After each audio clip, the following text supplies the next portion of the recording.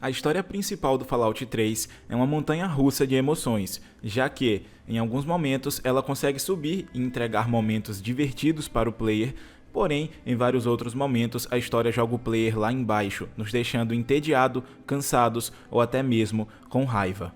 Mas por que a história principal do Fallout 3, que deveria ser extremamente importante, é tão ruim? E por que depois de 16 anos a história do Fallout 3 continua sendo um lixo? Hoje eu vou estar analisando a história principal do Fallout 3 com vocês e também vou estar deixando a minha opinião em cada parte sobre o porquê que ela fica tão ruim. Mas antes, eu gostaria de convidar vocês a deixar aquele comentário aí no vídeo dizendo se você concorda ou não com a história que eu vou apresentar aqui para vocês e também com a minha opinião e o que você acha da história do Fallout 3, beleza? Também deixa aquele like aí para ajudar o canal e se inscreve caso você goste do vídeo e queira mais vídeos como esse. Eu tenho várias playlists com tudo organizadinho, então se você gosta de história de Fallout ou de outros jogos que eu faço aqui no canal, tá tudo organizado aí em playlists, beleza? Então, vamos para a história.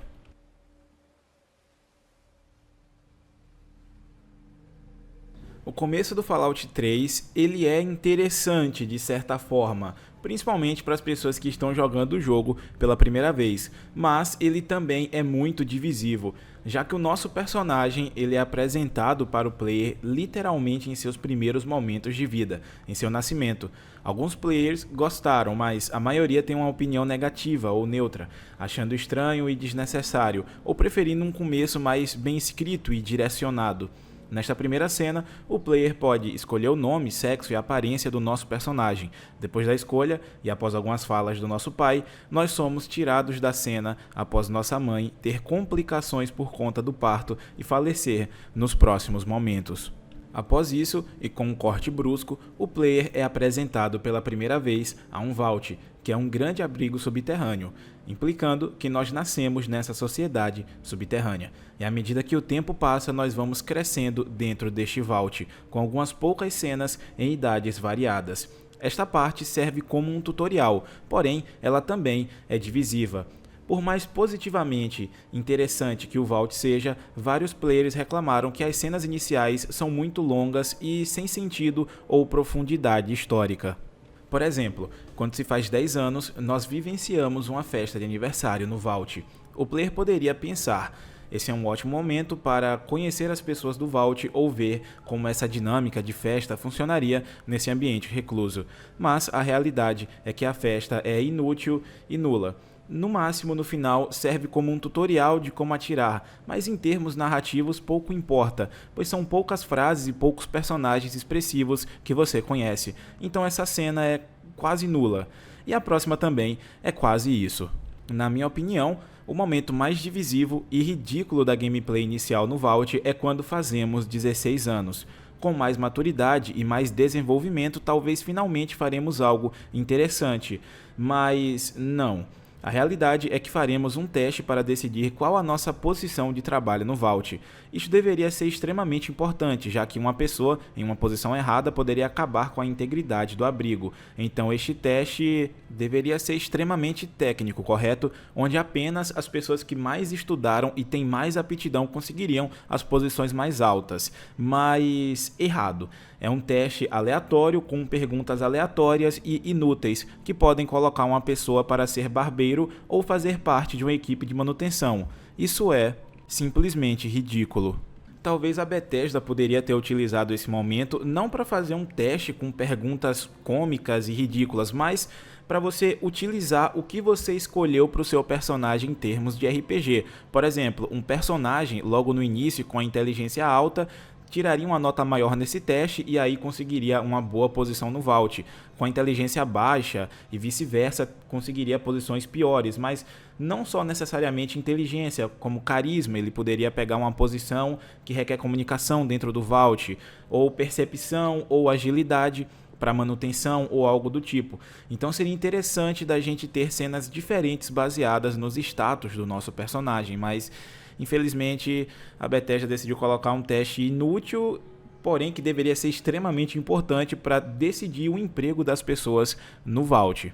mas de um jeito ou de outro não importa, porque este tutorial já está acabando e após este teste a cena é cortada mais uma vez para o momento atual de jogo, com 19 anos. Nós somos rapidamente acordados por nossa melhor amiga, Amata, dizendo que nosso pai fugiu do Vault e que nós precisamos fazer o mesmo, já que o pai dela, o supervisor, mandou seus guardas nos prenderem para que ele pudesse nos interrogar e descobrir por que o nosso pai fugiu. O problema é que nem o player sabe o porquê, então de um jeito ou de outro temos que fugir. Como e quem morre nesse momento da fuga depende do player, e isso terá repercussões no futuro, algo positivo para a narrativa do jogo, para variar um pouquinho nesse começo. Após seguir o conselho da Amata e fugir pelo Vault infestado com guardas e baratas, nós temos acesso ao escritório do supervisor. Isso nos entrega duas coisas, uma saída do Vault e informações. Primeiramente, sobre o experimento do Vault, ele deveria ficar fechado para sempre e nunca se abrir. Por isso o supervisor estava maluco em relação à fuga do nosso pai. Se essa informação de que o Vault foi aberto e que a superfície é habitável chegar ao resto da população, a experiência do Vault poderia estar arruinada e o próprio Vault poderia sucumbir em revoltas e guerras, por isso toda a preocupação do supervisor. Também temos acessos a informações de que o Vault já enviou algumas expedições para fora, que fizeram contato com Megaton e descobriram algumas criaturas da Wasteland, porém em algum momento uma expedição nunca retornou, sendo a última enviada pelo Vault. Esta parte da história do Vault é boa, mas ela é contada por textos em um computador na sala do supervisor, então muitos nem param para ler, às vezes por preguiça ou por querer fugir o mais rápido possível. Então a parte boa de história que temos é colocada em um único computador que muitos players não vão ler, enquanto a gameplay é fraquíssima.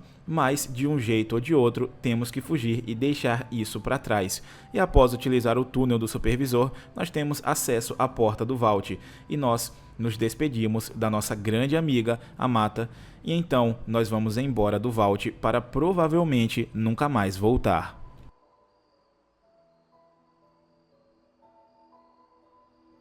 A saída inicial em um jogo da saga Fallout normalmente é uma experiência muito boa, principalmente quando você estava esperando o tutorial acabar ou toda essa sequência acabar e aí agora você está livre para explorar praticamente para onde você quiser. Você é apresentado a um mundo que tem quests secundárias interessantes, uma história interessante, e no Fallout 3 essa sensação é muito interessante, porque muito provavelmente o Fallout 3 é a primeira experiência de muitos na saga Fallout e o primeiro jogo 3D da série. Porém, essa sensação impressionante e nova acaba quando você recebe o primeiro objetivo, ir para Megaton. Neste momento, na Wasteland, o player está livre para ir para qualquer lugar, porém o único direcionamento é para Megaton, então por consequência é uma das primeiras cidades que o player entra em contato, e ela é péssima. A primeira missão da campanha principal se passa em Megaton, onde precisamos obter informações sobre o paradeiro do nosso pai e por que ele fugiu. Algo que a princípio é normal, mas no futuro fará o player ter uma sensação de que nada é feito pelo jogador, pelo player, tudo é pelos outros. Mas tudo bem, neste momento nós somos direcionados para o bar do Moriarty para obter informações. E sim, ele tem essas informações, mas ele não vai te dar de graça. No começo, ele começa cobrando 100 tampas, e como essa é a primeira missão que o player faz, nós não teremos essa quantidade de dinheiro, nos levando então a buscar alternativas. A gente pode roubar a informação de um terminal dele, o que é considerado roubo, entregando mau karma ao player, ou trabalhar para ele para ganhar dinheiro e pagá-lo pela informação, o que também é ruim, já que o Moriarty é um crápula, e seus trabalhos também são ruins, além de ele cobrar muito mais caro depois do serviço, mas de um jeito ou de outro, no final recebemos a informação. E é um pouco frustrante a partir daí. Nosso pai estava aqui, mas ele não está mais. Ele foi para a sede da Galaxy News Radio, a GNR, e é a partir daí que as coisas começam a ficar muito chatas na missão principal. O primeiro ponto é que sempre estaremos a perseguir uma sombra. O teu pai, ele estava aqui, mas ele não está mais. E cada missão que precisaremos fazer é mais chata e mais longe do que a outra. Além, é claro, o caminho para chegar até essas missões é péssimo. Saindo de Megaton, por exemplo, temos que seguir a pé e sem poder correr rápido por um caminho longo e com inimigos pela superfície, só para depois entrarmos na pior e mais chata parte do jogo, o subterrâneo. Seja esgotos ou sistemas de metrô, o subterrâneo é horrível em sua maioria. Sem graça, escuro, repetitivo, parece um labirinto ou uma prisão que você sempre vai tentar fugir. E normalmente sem conteúdo. Mas por enquanto, esse é provavelmente o seu primeiro metrô, então o player ainda vai estar tranquilo para andar nele. O jogador vai enfrentar alguns inimigos no subterrâneo, mas nada ainda muito complicado, e após andar bastante, finalmente sairemos do metrô e poderemos chegar nessa tal Galaxy News Radio. E após sair do metrô, em um dos poucos momentos verdadeiramente interessantes da quest principal, nós temos o primeiro contato do player com a Brotherhood of Steel, e é muito foda. Após sair do metrô e andar um pouco, seremos atacados por 2 supermutantes, porém logo em sequência, membros de um esquadrão de elite da Brotherhood of Steel te ajudarão na luta. E ver aqueles soldados com aquelas armaduras e atitude é muito da hora, e a sequência depois disso também é muito boa. O objetivo desses soldados é proteger a Galaxy News Radio de ataques dos supermutantes, ou seja, temos objetivos similares, então podemos andar com eles até lá. E o caminho é bem perigoso, então a ajuda é muito bem-vinda. E junto com eles nós mataremos muitos supermutantes, inclusive o nosso primeiro supermutante Behemoth, um monstro gigante e muito forte, que só é derrubado por uma Fat Man que podemos obter de um dos soldados abatidos da BOS. Essa sequência da missão é muito boa, desde o primeiro encontro com os soldados, a sequência de combate em movimento e depois o combate na Galaxy News Plaza contra o Behemoth. Porém, após isso, as missões entrarão em uma sequência que faz muitos players pararem de jogar a main quest ou até mesmo o jogo. E não, independente de nossa performance em combate, ainda não podemos nos juntar à Brotherhood. E após isso, estamos livres para adentrar a GNR e falar com o radialista Tree Dog sobre o paradeiro do nosso pai. Tree Dog, o Tree Dog. Caso você tenha ouvido a rádio que ele comanda, você poderia ter uma boa primeira impressão dele, principalmente por conta do ator que faz a voz do personagem, que fez um ótimo trabalho. Porém, não. O Tree Dog é um dos piores NPCs do Fallout 3. Primeiro, ele é raso e pouco importante no jogo. Segundo, o programa de rádio dele não é muito bom quando você para analisar, principalmente depois que você o conhece. E terceiro, ele simplesmente te entrega a pior missão do Fallout 3, na minha opinião. Até agora, o foco da quest principal é encontrar o nosso pai, e o Tree Dog, que se diz o porta-voz da boa luta para passar informações e ajudar os habitantes da Wasteland, se recusa a ajudar o player a não ser que a gente faça um serviço para ele, ou a gente passe em um cheque de carisma, que é um pouco difícil para players com nível baixo. O que torna o Tree Dog um hipócrita, já que ele se recusa a ajudar de maneira altruísta um filho que está atrás do seu pai perdido, e o pai tendo um projeto que, caso completo, ajudaria todos na Wasteland, inclusive ele. Na minha opinião, o Tree Dog deveria dar a informação de graça e depois confiar na bondade do jogador para possivelmente ajudá-lo. Mas não. Caso o player falhe no check de carisma, ele vai ter que fazer a pior missão do jogo. Vá até um local infestado de supermutantes com armas iniciais e pouco nível, recupere uma antena que pode ou não estar lá em um local semi-labiríntico, depois saia de lá e atravesse outro local infestado de supermutantes para instalar a antena para que todos consigam escutar o meu programa de rádio ruim sem estática. Uau, essa sequência é tão horrível que eu fiz um vídeo inteiro cobrindo ela. O link vai estar aí na descrição. E tudo isso para no final descobrir que o nosso pai estava aqui, mas adivinha, ele não está mais. Neste momento, após isso tudo, o nível de frustração do player é imenso e ele vai aumentar mais ainda quando você descobre que para chegar até o próximo ponto você vai ter que andar bastante ainda, porque o seu pai saiu daqui e foi para Rivet City, que fica no canto do mapa, ou seja, mais andanças por metrô Emperor? Depende, ao menos aqui você tem a escolha. Ir pelo metrô é mais rápido, porém mais frustrante, e pela superfície é mais longe, então é uma escolha muito legal pro player, né, Bethesda? Você prefere ir pelo caminho mais longo ou pelo caminho mais rápido e mais chato? É, complicado. Mas o jogador, ele é bem resiliente e a gente vai engolir toda a frustração e tédio. Então, continuando a andar por mais tempo, você chegará em Rivet City, que é uma cidade mais ou menos. A realidade é que Rivet City é uma cidade que você faz algumas missões e depois esquece, no máximo voltando para fazer comércio. Porém, seguindo a main quest dessa vez, você não precisará fazer outra missão para descobrir onde o seu pai está, já que a doutora Lee, colega de trabalho do seu pai e uma das médicas que ajudaram no nosso parto, vai entregar essa informação de graça. E... pois é, mais frustração para o player, porque o nosso pai estava aqui, mas ele não está mais. Ele foi para o Memorial Jefferson, onde ele e sua equipe trabalhavam no projeto Pureza. Dessa vez pelo menos é bem perto. Andando um pouco você chega em um local que está infestado de supermutantes, e após eliminar vários, você chega no local principal e encontra algumas gravações do seu pai. E adivinha, pois é, ele estava aqui, mas não está mais. Vocês entendem o quão frustrante isso é quando você para principalmente para analisar? Quando você está fazendo algum outro tipo de coisa, ou escutando a rádio, só jogando no automático, talvez não seja tão frustrante assim.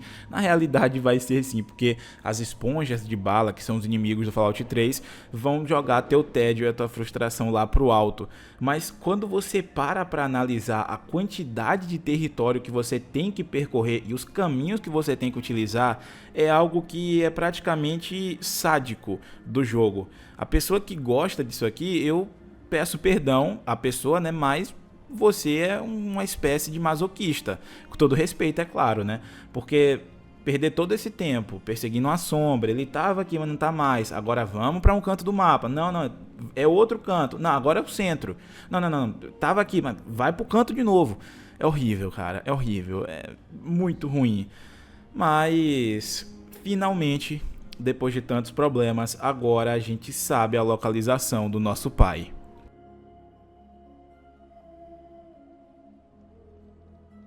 Mas vamos lá.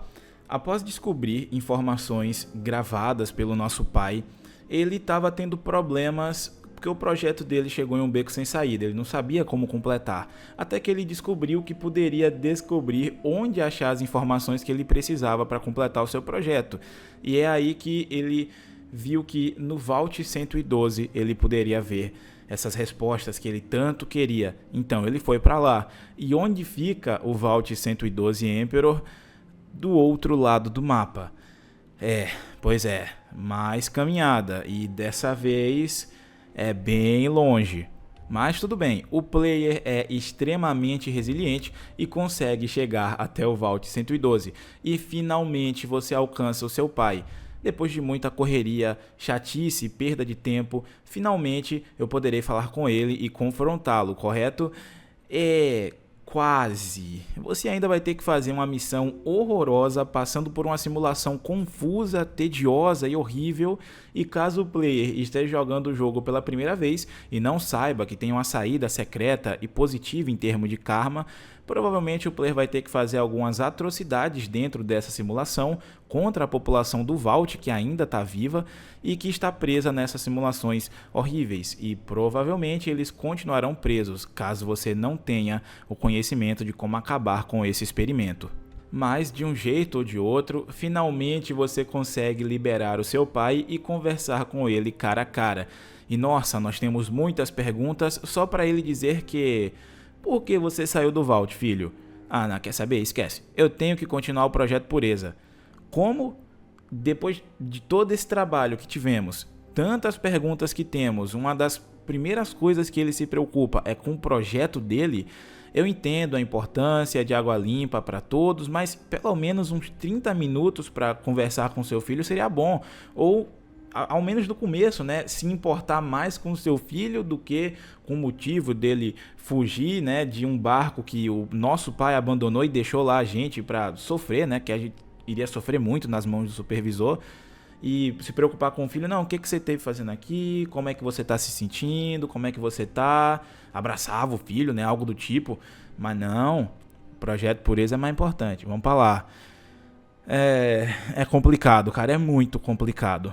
Mas nesse momento, pelo menos a gente consegue parar ele e fazer algumas perguntas. Mas em geral, elas não entregam entretenimento ou profundidade para a história. Então nem vale a pena falar com ele depois de todo esse tempo que a gente perdeu para encontrá-lo, né? Moral da história é horrível. Quase tudo até agora é horrível na quest principal.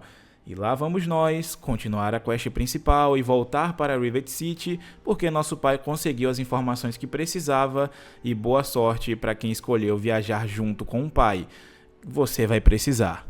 A partir daqui, as coisas pelo menos começam a ficar mais rápidas, porém ainda tediosas e frustrantes. Após viajar sozinho para Rivet City, pelo Fast Travel, eu espero que todos tenham feito isso, a gente vê um momento esquisito de reunião entre o nosso pai e a doutora Lee. Os dois bem próximos, é bem esquisito e proposital. Porque inclusive você pode perguntar se a doutora Lee tem interesse no nosso pai. Ela vai dizer que não, porém dá a impressão que sim, por conta do contato deles e etc. E após essa reunião do nosso pai com a equipe científica, ele explica que conseguiu a resposta para finalizar o projeto. E após algum convencimento, a doutora Lee e sua equipe se juntam a nós e agora teremos que ir para o Jefferson Memorial para continuar o projeto. Chegando lá, o nosso pai nos pede com muito pesar, até parece, para nós, seu filho, entrar sozinho no local e acabar com todos os monstros que estão lá dentro, para que seja seguro, para que Vossa Majestade e sua comitiva possam entrar. Então, em termos de gameplay, é ok, porque o player nesse ponto já fizemos isso várias vezes, já matamos muitos monstros, temos experiência, etc. Mas em termos narrativos é simplesmente ridículo. Vou mandar meu filho para matar super mutantes em um local semi-labiríntico e perigoso. Parece uma boa ideia. Mas de um jeito ou de outro, o player vai lá e acaba com os monstros que sobraram, permitindo que os cientistas entrem e se posicionem. E a partir daí, nós fazemos uma sequência de pequenas e rápidas missões que são horrorosas. Neste momento, seria uma boa oportunidade para Bethesda utilizar mais uma vez o sistema de RPG do jogo. Por exemplo, se o personagem tivesse a inteligência alta, ele poderia ajudar na parte técnica. Percepção alta, ele poderia ver uma falha que ninguém viu e acelerar o projeto. Carisma alto, ele poderia acabar com uma disputa entre os membros do grupo ou coordená-los melhor. Mas não, vai lá até embaixo, aperta um botão para drenar a água. Depois volta cá em cima e coloca uns resistores lá embaixo de novo. Agora liga um sistema ali. Agora vai lá em um tubo e gira uma manivela. É simplesmente horrível, cara. A gente é o filho do protagonista, extremamente inteligente, carismático, perceptivo ou não, né? Pelo menos um desses o player vai ser o forte, vai saber, né? E a gente tem que ficar fazendo essas missõezinhas ridículas, cara, pra lá e pra cá, mano. Com todo respeito, manda um NPC aleatório fazer isso e coloca a gente pra fazer algo mais interessante, ou pelo menos entrega um contato maior com o nosso pai. Mas pelo menos após essas missões horríveis, a gente tem uma das poucas partes boas e realmente interessantes da quest principal. Quando estamos nessa tubulação, a gente pode ver e ouvir, por uma parte quebrada dela, helicópteros pousando do lado de fora do Memorial Jefferson e algumas tropas saindo deles, algumas com armaduras grandes e imponentes pintadas em cor escura e um comandante ordenando que essas tropas invadam o projeto. Neste momento, você tem que sair dessas tubulações o mais rápido possível e também terá que entrar em conflito com alguns desses soldados, que sempre serão hostis ao player. Passando pelo projeto e pelos soldados, e após esse movimento e combate, chegaremos ao fim da parte interessante com algo que é extremamente frustrante para o player. Depois de passar a missão inteira procurando pelo nosso pai, uma missão após ele voltar para o Projeto Pureza, ele morre. Isso é uma das reviravoltas mais frustrantes de toda a saga Fallout. É triste, simplesmente depois de toda essa andança, tédio e esforço, o seu pai morre de uma maneira ridícula, morto por um personagem caricato e mais ridículo ainda, o Coronel Augustus Autumn. Alton deveria ser inteligente, técnico, estrategista, mas na realidade ele é pavio curto, impulsivo e extremamente burro, talvez até mesmo infantil, pois tudo que ele podia fazer de errado nesta parte, ele fez, ocasionando na morte de pessoas inocentes, nos soldados que escoltavam ele e na morte do seu pai, que foi obrigado a ativar o projeto mesmo que ele ainda não estivesse completo, o que inundou o local com radiação e ocasionou na morte de todos que estavam lá dentro. E nós assistimos a tudo, inclusive as últimas palavras do nosso pai, que são: corra. Sem tempo para lamentar, nós temos que engolir nossa frustração e fugir, e ajudar os cientistas a fugir conosco. Para isso, temos que percorrer mais caminhos pelo subterrâneo, enfrentando mais membros da Enclave e ghouls. Mas, depois de passar mais tempo ainda correndo no subterrâneo, finalmente teremos acesso a uma das coisas mais interessantes do jogo até agora, a Cidadela, que é a principal base da Brotherhood of Steel.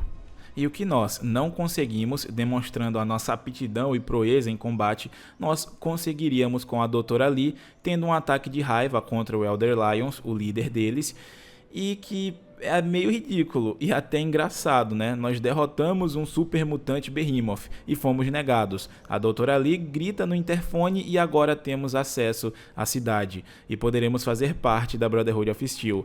É humilhante e degradante para o player. E é aqui que a gente descobre mais uma vez o maior problema da main quest, que é a falta de personalidade do nosso personagem em relação à história. Tudo gira ao redor dos outros, menos da gente. No começo, o verdadeiro protagonista era o nosso pai. Agora que ele morreu, nós poderíamos assumir esse papel e fazer nossas escolhas. Mas não. Agora temos um novo protagonista no jogo, a Brotherhood of Steel, porque tudo o que a gente faz no final é para fortalecê-los. Além disso, a forçação de barra para que nosso personagem seja o último bastião da bondade e justiça é muito grande. O jogo faz com que a gente sempre tente fazer o resultado mais bondoso de tudo. Nada é feito para o player não escolhe nada. É tudo pela bondade ou tudo pela Brotherhood of Steel, que são os mocinhos. Então isso tira a naturalidade e a realidade de uma boa história de apocalipse. Mas continuando, porque a gente ainda precisa terminar o projeto do protagonista, que é o nosso pai. Então nós também obtivemos a informação do que faltava, e é um GECK, um dispositivo muito tecnológico e perigoso, e também sabemos onde ele está, que é no Vault 87. Só não sabemos onde ele fica, porém a BOS nos entrega a localização desse Vault e de outros na Capital Wasteland. Porém, chegar até o Vault 87 é complicado e muito chato.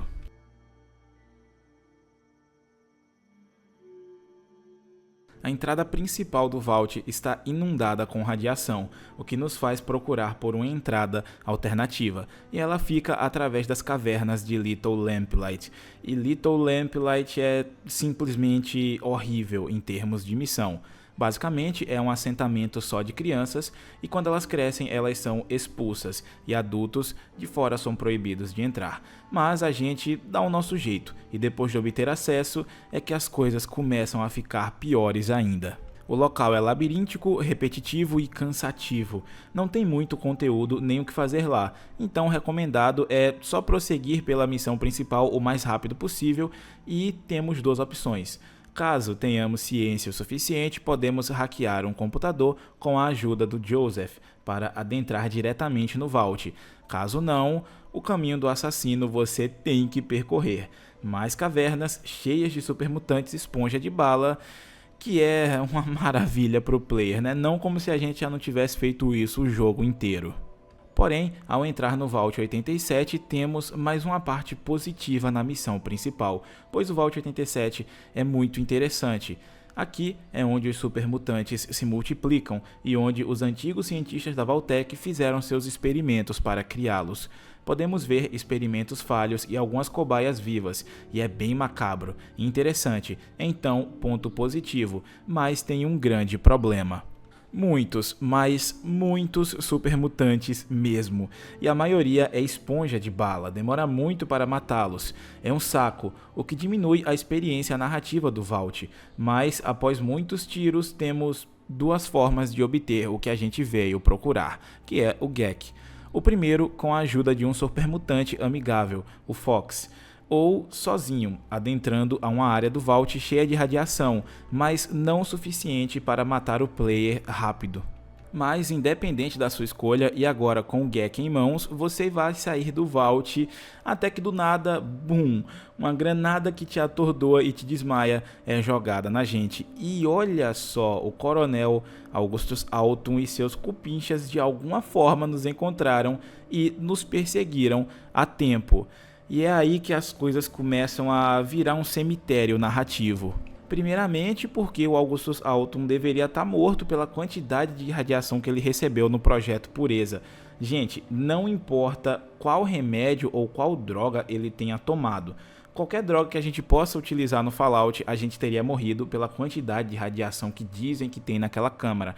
Mesmo se fosse algo experimental e mais avançado, ainda assim teriam morrido. Principalmente, né, já que a rapaziada que tinha Power Armor que protege da radiação morreu, por que o Alton, mesmo com remédio, porém ele estava completamente exposto, ele acabou não morrendo? Um furo gigantesco de roteiro. E os furos não param por aí. Primeiro, como eles nos observaram tanto sem que a gente não percebesse em nenhum momento. Segundo, como eles obtiveram acesso ao Vault. Terceiro, como deu tempo de achar a gente antes de sairmos sem mobilizar suas tropas para uma operação de invasão, seja do Vault ou de Little Lamplight, o que nós ou a Brotherhood of Steel veria. Eu costumo até brincar que a Enclave usou uma grande broca cavando reto para baixo da superfície até o Vault, mas de um jeito ou de outro, agora somos prisioneiros. E quando acordamos, descobrimos que a Enclave conseguiu finalizar o projeto, e agora o Alton nos força a entregar a senha, e a situação correta é sempre entregar a senha errada, assim a Enclave sempre perderá um soldado. Ok, vamos com calma. Presos na base da Enclave, qualquer opção de não colaboração que escolhermos leva à nossa liberação. O quê? É estranho, mas é isso mesmo. Este momento poderia ser utilizado para uma play mais maldosa, em que nós nos juntaríamos à Enclave, poderíamos entregar a senha correta e a partir daí jogaríamos com a Enclave, mas não, eles são muito maus e só pode jogar de maneira boazinha. Ai, a escrita da Bethesda.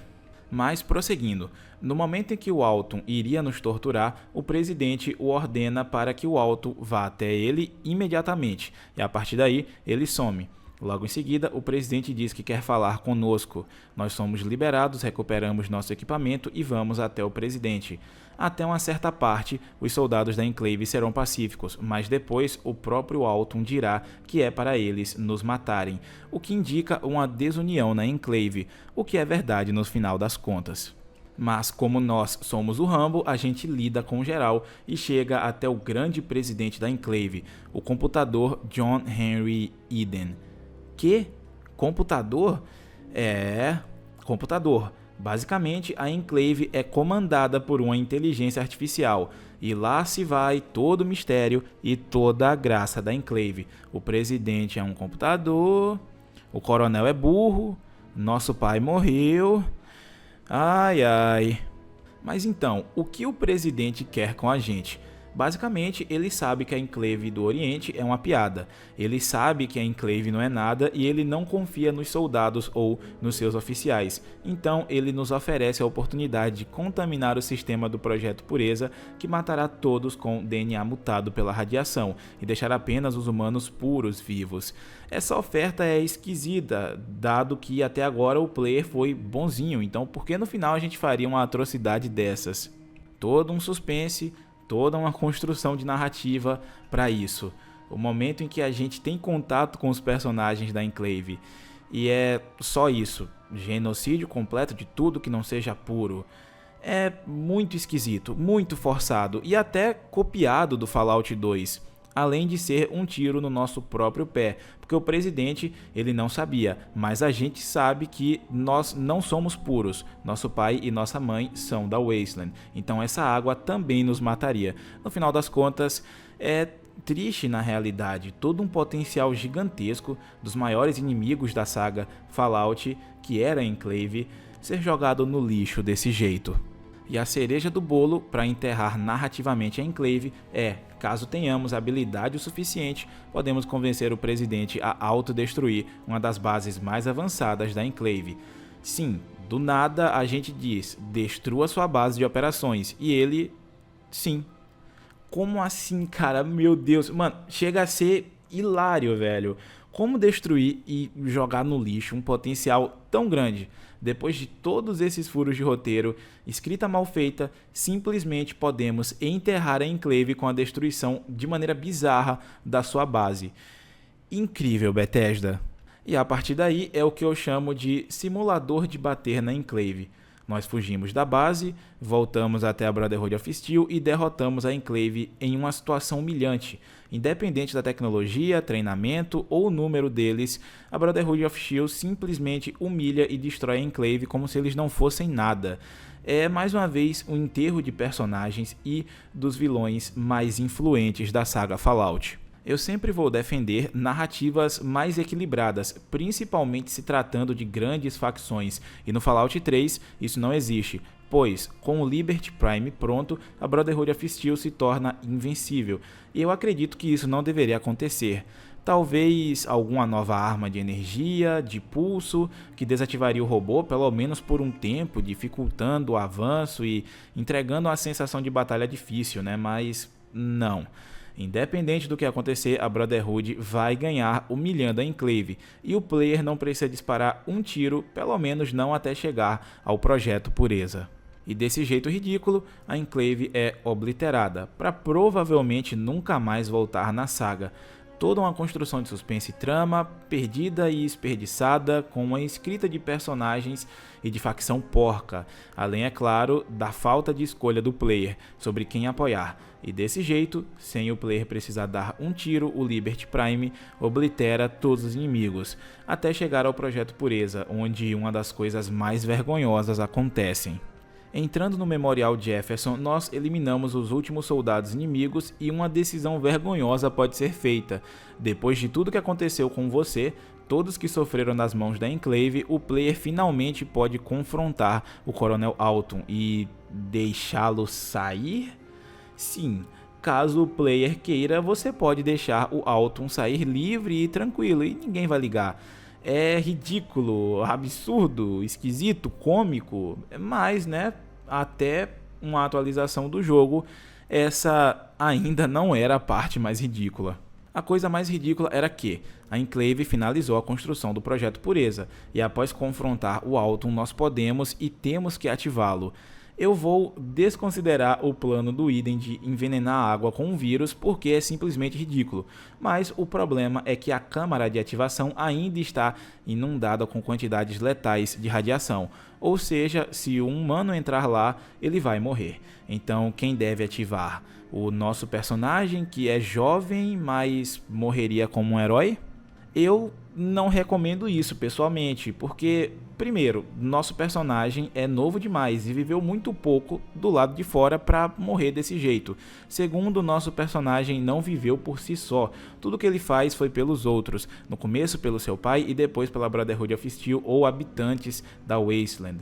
O nosso player, ele não toma suas próprias decisões, ele não vive em nenhum momento por si só, então eu não gostaria que o player morresse desse jeito. O que faz sobrarem apenas duas opções: fazer a Sarah Lyons ativar o projeto e por consequência se sacrificar no nosso lugar, o que seria anti-heróico e anticlimático, além de anti-cavalheirismo e etc, né? Mas também a gente não pode escolher essa opção. Temos uma última opção, uma terceira, o que levaria, né, a utilizar o nosso Companion Fox, que é um super mutante, portanto imune à radiação. Ele poderia ativar e tudo certo, né? Na verdade, depende. Quando o jogo saiu, você não poderia utilizar o Fox, porque na cabeça dele a honra deveria ser nossa e o player deveria se sacrificar para completar o projeto. Era muito ridículo, mas muito mesmo. Vendo isso, após uma DLC e atualizações, a Bethesda corrigiu, e agora o Fox é uma opção para ativar o projeto, mas ele não é mais necessário. Porque na DLC Broken Steel, que continua a história principal, nós descobrimos que independente de quem ative, ninguém morre. Então essa decisão é inútil no final, ou seja, mais um furo de roteiro e história desperdiçada, uma inutilidade narrativa, já que o sacrifício para trazer água limpa para todos era o ponto principal da história. E infelizmente agora essa decisão e sacrifício não significa nada porque ninguém morre. E é isso aí por hoje, rapaziada. Eu vou estar encerrando esse vídeo por aqui, certo? Então, eu gostaria mais uma vez de convidar vocês a deixar a opinião de vocês, deixar os comentários. Você que jogou Fallout 3, gostou da história principal ou, como a maioria, você acabou se frustrando muito e ou parou de jogar o jogo ou parou de jogar a missão principal? Deixa aí os comentários, beleza? E também, lembrando aí, se inscreva no canal caso você goste desses vídeos e queira mais vídeos como esse. E também deixa aquele like aí para estar ajudando, certo? Então é isso, guys. Muito obrigado a todos que assistiram e até o próximo vídeo. Valeu!